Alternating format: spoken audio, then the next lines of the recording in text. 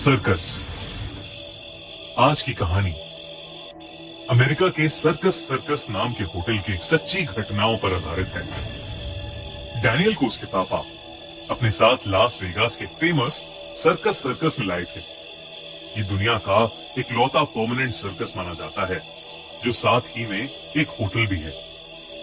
Daniel को तो circus का इतना शौक नहीं था, और उसके पापा बहुत ही ज्यादा एक्साइटेड थे। वो चाहते थे कि जैसे बचपन में वो खुद सर्कस देखा करते थे, वैसे ही उनका बेटा भी सर्कस देख पाए। पर डैनियल सर्कस में कुछ खास इंटरेस्टेड नहीं था, और वो बस अपने पापा का मन रखने के लिए उनके साथ आ गया था। सर्कस के पास पहुंचते ही वहां की हवा में मानो एक अलग सी ही एक्साइटमेंट थी। डैनियल और उसके पापा शो के एक दिन पहले ही वहां पहुंच गए थे, इसलिए उन्होंने सर्कस के होटल में रेस्ट करने के लिए एक रूम ले लिया था। रिसेप्शनिस्ट ने उन्हें रूम नंबर 123 की चाबी थमाई और वो दोनों ऊपर चले गए। होटल के उस फ्लोर पर चढ़ते ही उन दोनों को एक अजीब सी घुटन महसूस हुई। डैनियल के पापा रूम का दरवाजा खोलने लगे। तभी डैनियल को अपने कान में किसी बच्चे के हंसने की हल्की सी आवाज आई। डैनियल तुरंत मुड़कर इधर उधर देखने लगा, पर आसपास कोई नहीं था। डैनियल ने अपने पापा से कुछ नहीं कहा और दरवाजा खुलने पर उनके साथ रूम के अंदर चला गया। लेकिन रूम खुलते ही डैनियल और उसके डैड दंग रह गए, क्योंकि उनके पूरे रूम का सभी सामान इधर उधर बिखरा हुआ था। ऐसा लग रहा था कि जैसे रूम में कोई तूफान आया हो। वो दोनों सीधा रूम से बाहर निकले और फ्लोर पर काम कर रहे हाउसकीपर को आवाज लगाकर बुलाने लगे। हाउसकीपर के आते ही वो उसे रूम दिखाने ले गए, तो रूम का सभी सामान अपनी सही जगह पर रखा हुआ था। डैनियल और उसके डैड को अपनी आंखों पर विश्वास ही नहीं हो रहा था। अभी कुछ ही देर पहले उन्होंने अपनी आंखों से रूम की बिगड़ी हुई हालत देखी थी, पर अब सब कुछ बिल्कुल सही तरीके से रखा हुआ था। डैनियल के पापा जैसे ही उस हाउसकीपर से थैंक यू कहने के लिए मुड़े, वो हाउसकीपर वहां था ही नहीं, बल्कि वो पूरे कॉरिडोर में कहीं नहीं दिख रहा था। डैनियल और उसके पापा को सब अजीब तो लग रहा था, लेकिन उन्होंने उसे इग्नोर किया और रूम में आकर रेस्ट करने लगे। डैनियल के पापा की बेड पर जाते ही आंख लग गई, पर डैनियल बिल्कुल भी थका हुआ नहीं था, इसलिए वो अपने पापा के सोते ही चुपके से रूम से बाहर चला गया। होटल के कॉरिडोर में चलते हुए डैनियल ने देखा कि अजीब सी दिखने वाली औरत एक रूम के अंदर एंटर कर रही है। डैनियल थोड़ा आगे चला, लेकिन डैनियल को वो औरत किसी और के रूम में घुसती हुई दिखाई दी। डैनियल को ये बात बहुत अजीब लगी, पर फिर भी वो कॉरिडोर में आगे चलता रहा।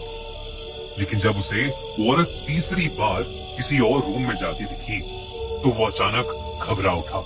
उसने सोचा कि उसे चुपचाप वापस अपने रूम में चले जाना चाहिए, लेकिन वो जैसे ही पीछे मुड़ा, उसने देखा कि कॉरिडोर के एंड में वही औरत खड़ी थी और वो डैनियल को ही घूर रही थी। उसकी आंखें पूरी तरह से लाल थी, उसके बाल बिखरे हुए थे और चेहरा बेहद डरावना लग रहा था। जब डैनियल ने ध्यान से उसे देखा, तो उसके हाथ नॉर्मल से बहुत ज्यादा लंबे थे, जिन्हें देखकर डैनियल सुन पड़ गया था। तभी अचानक से डैनियल के कान में धीमे से किसी बच्चे के रोने की आवाज गूंजी। दूसरी तरफ रूम में डैनियल के पापा की आंख खुली, तो उन्होंने देखा कि उनके साथ कोई सो रहा है।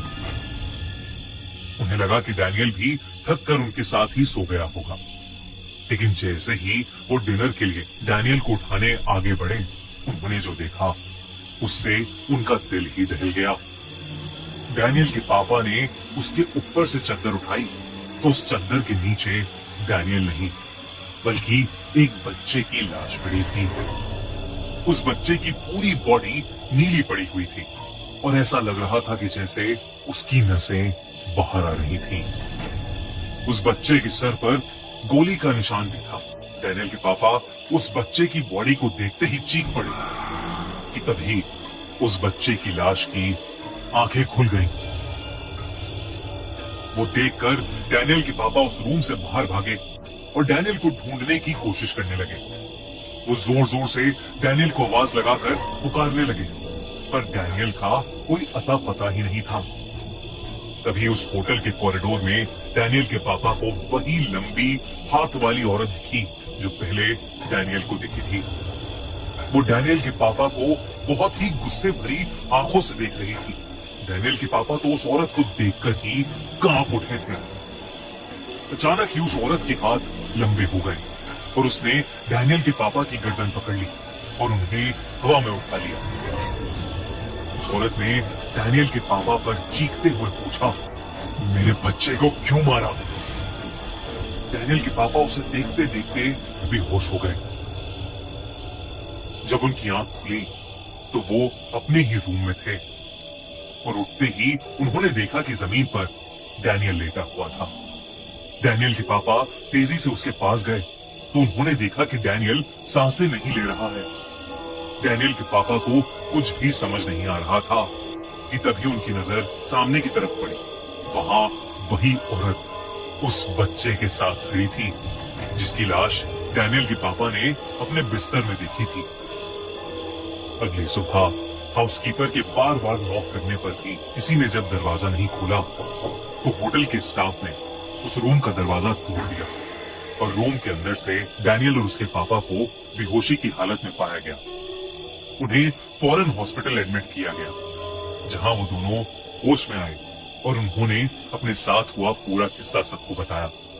तब उन्हें पता चला कि सर्कस होटल हॉन्टेड है और कुछ सालों पहले रूम नंबर 123 में सर्कस में काम करने वाले एक माँ और बेटा रहते थे, जिनकी एक दिन सर्कस के बाद कुछ गुंडों से बहस हो गई और उन गुंडों ने गुस्से में आकर उन माँ बेटे को गोलियों से मार डाला।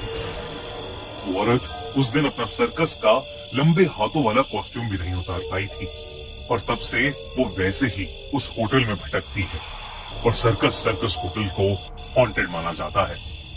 वो औरत और उसका बच्चा हर किसी को अपनी मौत का दोषी मानते हैं और हो ना हो डैनियल और उसके पापा का सामना भी उन्हीं से हुआ था।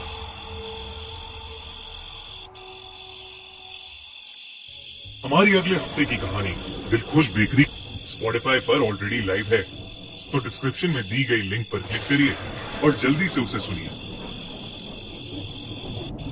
और अगर आपको ये वीडियो अच्छी लगी तो हमारा चैनल खूनी मंडे सब्सक्राइब करना बिल्कुल मत भूलिए।